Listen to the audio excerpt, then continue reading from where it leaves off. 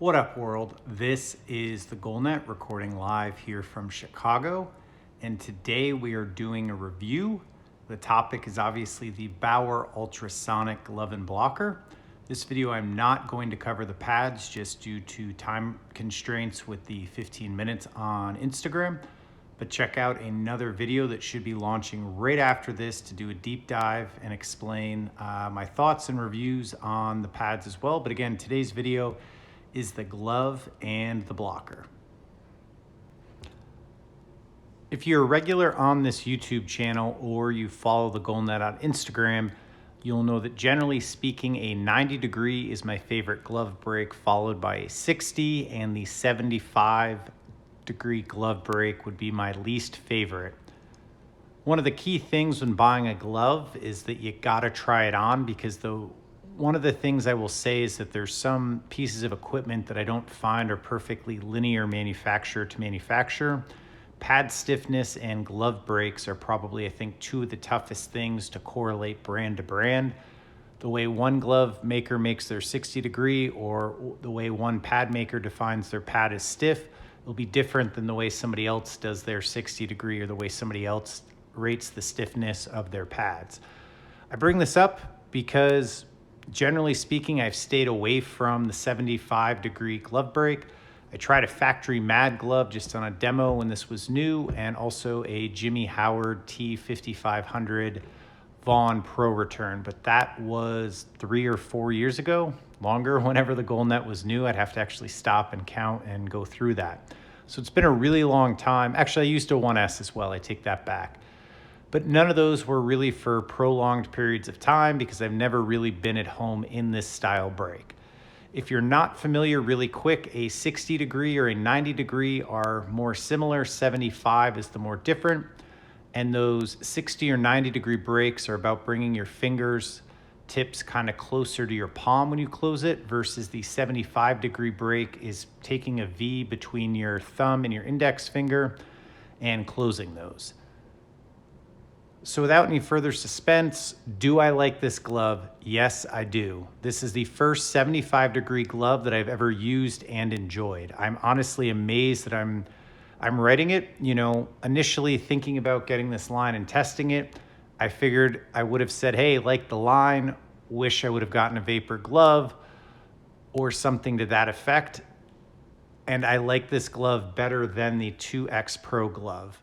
Obviously, glove is very preference oriented, but this glove worked for me. I caught pucks great with it. It was really natural on my hand, actually maybe the most natural break I've used, which is kind of mind-blowing to me. I was really, really surprised about that in a positive. But if we take a look at the technical specs, the key things that stood out for me in testing this glove was the game-ready break. This was a huge improvement between the 2S Pro and the Ultrasonic, and then in comparing it to the Vapor, the 2X Pro, so definitely better than the 2S Pro and the Supreme family it was replacing. And it is better than the Vapor 2X Pro, but not quite as dramatically different, being that Bauer really upped their game-ready closure on the Vapor line last year. The internal palm pad that Bauer does on this glove will be really hard to show in video. I'll try and dive in on that in a minute, but it's a sneaky feature that really makes this glove unique and very awesome. It's got that double hinge on it, which is probably why I was able to set it up in a way that I liked it. So it's a really key feature if you're picky about your gloves. And so those were the three kind of technical points that I really liked. The low points for me with this glove that I did not like, I mentioned that palm pad earlier. I thought it was awesome, but it does give this glove a somewhat unique feel, and I could see that being a turnoff that some people may not like, but it's not necessarily like a flaw or something wrong with the glove. It's just a matter of, do you like it or don't you like it? And the one thing that I really struggled the most on with this glove was playing the puck. If you're not aware, Panthers draft prospect and recent World Junior Gold medalist goalie for Team USA, Spencer Knight, is probably going to be the best puck player, at least stick handler in the game by the time he gets up to the NHL, and definitely could go down as the best ever. He picked up using a Supreme glove, I think 2 seasons ago. So when you realize a guy that's known for his puck playing ability chooses this glove by choice, he's a college athlete, there's no endorsement or anything, it's very clear that it is possible to puck handle well with this glove. And also, this is definitely a case of the carpenter and not his tools. I am not a great puck handler. It's the worst part of my game. And something being just playing in adult league, it's not something I really have time to break down and, go through the reps and get better at it. But compared to other gloves I've tested, I did struggle grabbing my stick quickly with this glove. So definitely need to highlight that as a low.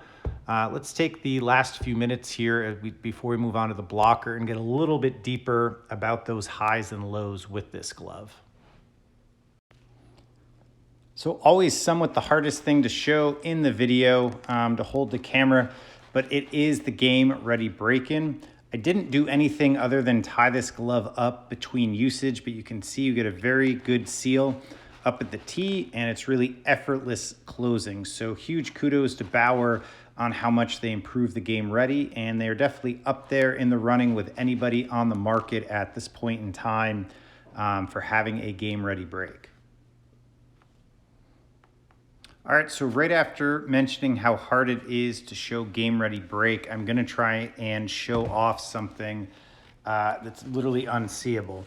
So one of the innovative features here are these neoprene style finger stalls inside the glove, which give it a much tighter feel and much more comfortable in a traditional mesh. Under there, which is literally impossible to show on the video, but right where kind of my hands are, so hitting kind of the joint there, the webby as I call it, between your thumb and your index finger, there is a huge cushiony pad inside. It's something that you can only really feel trying the glove on, but you can't see it. It's almost like a memory foam. And what that does is over time, that foam molds to your hand and it really sets your fingers in place in a really unique way. And also when you go to close the glove, I almost felt like it gave me some extra torque, like my hand was set in a better place, which really helped me close the glove. So it gives you better comfort and better closure, I felt. And then obviously being additional foam padding, it's going to give you better protection. So you have that, break right here, so it closes really well. But then to avoid stingers and everything when you're going with the game ready break, back there is that huge extra pad. So again, unfortunately, really hard to translate towards video. Hopefully I did an accurate job of explaining that for you. But if you're available, pandemic's still going on. I know it's tough for a lot of people, but if you get the chance to try an ultrasonic glove, definitely do so. I think you'll really appreciate that pad. So as I mentioned earlier, 75-degree break generally isn't my thing, but the Bauer has the double hinge, which kind of lets you break the glove in naturally as you would with your hand. It basically gives you a choice on how to break it in. So what that means is you can kind of really overlap it like this. And if we look at the back of the tee, you can see the finger side of the tee comes and overlaps the thumb side of the tee. Or you can close this more on break, and as you can see, the fingers are overlapping. So here we're basically covering the R, and here you can see the R and Bauer exposed. So you can see you get almost an inch of play for the glove closure. And then if we look at the back side, it kind of breaks in on. That's on break, as I'd call it, or overlap. So that bit of flexibility where you can tweak the break, I think is one of the reasons I was able to make a non-75-degree glove user who, generally if I pick any break, would always pick a 90, was able to really enjoy this glove because that little hinge, I think, gave the glove the flexibility for me to close it naturally and kind of break it in a fashion that was comfortable in my hand. So that may seem really subtle, but again, I think it's going to make this glove accommodate more goalies than if it had that fixed single break position. And as you can see, when I close it, we're down kind of over the tip of the R there and get the overlap, which I would say orients this more almost in a sort of 90-ish degree break, even though it really is a 75. So hopefully, again, showing that well on camera, but you can see the overlap, which made this 75 really work well for me. So in terms of not playing the puck, very well, I think the reason for that is actually Down here in the heel of the glove, it's rather shallow and kind of flat versus some other gloves are more rounded there, or this little V at the heel of your hand is deeper. And so as I mentioned, sometimes I struggle to get the stick into the right position to quickly play the puck. The only technical reason I could find, and again, as I mentioned earlier, a lot of that is me as a puck handler, but it is something I noticed. I'm able to grab the stick better with other gloves. I think is this kind of flatter angle here, where if this piece was more rounded or that little heel was a bit deeper or wider, I think I could get my stick shaft into there more easily, which I think would make this glove a little bit easier for me to play the puck. But overall, love this glove. Like I mentioned, the way it broke in was probably the most natural glove I've ever used. It's definitely a matter of preference. Great pocket, great catching pucks. Love the internal neoprene finger stalls and that extra pad. And one other thought I was just thinking about too, and trying to watch time here so we can jump in on the blocker, is strapping this glove. So a nylon strap is my least favorite wrist strapping style. The one thing you'll notice is that the loop here to hold the wrist strap in place has rather a lot of play. And I found that sometimes when I went to tighten this glove on, the strap would kind of slide this way. And so if we look at this tightened up, I was almost wearing it like this, where you can see the nylon webbing strap is sliding out the top. Whenever the glove felt like that, it was almost miserable and like it didn't feel right.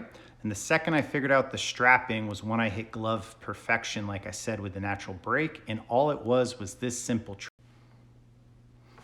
So as you can see, I just checked it once extra to make sure that this pad was square on the back of my wrist and that this nylon strap was centered. If I could make a small suggestion here, I'd maybe love to see this loop a little bit tighter in terms of the gap there, so that it keeps the nylon strap more in the place. And I think it would just make taking the glove on and off easier. But again, that's kind of a nitpick.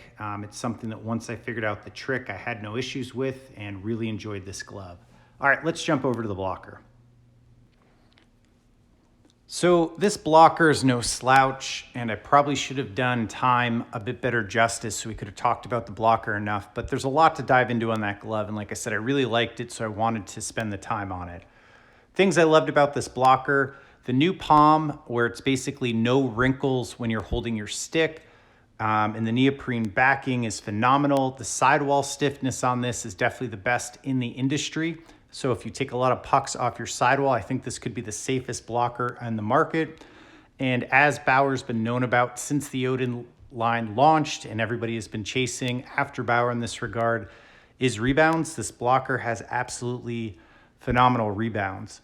Couple things that I thought were missing on this blocker. So there's nothing wrong with this blocker. Really good chance this is the best blocker on the market. But in things that I think that we would hope to maybe see improved in future iterations of this blocker, is that the index finger padding isn't as strong as it could be. Most of the other manufacturers have some sort of foam that protects the index finger. And then secondly, I prefer the grip style palm. And even though the feel of this palm is great with the way it's no wrinkle, I still wish that middle panel on it had the grip coating versus kind of the more traditional Nash style palm. So try and show that off real quick here as we're running out of time. So as you can see, the back of the fingers on this glove are black neoprene. It's basically like a stretchy dry fit material that sticks to your palm really well, so the blocker gives more naturally. And if you notice, when I go to close my blocker palm as if it were on the stick, there's almost no wrinkles or negative space. So you're not getting any bunching when you go to hold the stick. The tactile feel on this thing is phenomenal. It is unbelievably well thought out for something as simple as a blocker palm. The only nitpick is this center area here with the double padding. I wish there were an option in the customizer for a grip. Unfortunately, rebounds aren't something that we can show off in a video, but this sidewall, you cannot try this with your blocker at home. And I guarantee if it's not a Bauer, it's gonna wiggle. Sorry, it's really hard to do and hold the camera, but the sidewall protection on this thing is absolutely phenomenal. So in closing, this is definitely the best Bauer Supreme glove set to date. If you don't mind, give me a subscribe. Thanks for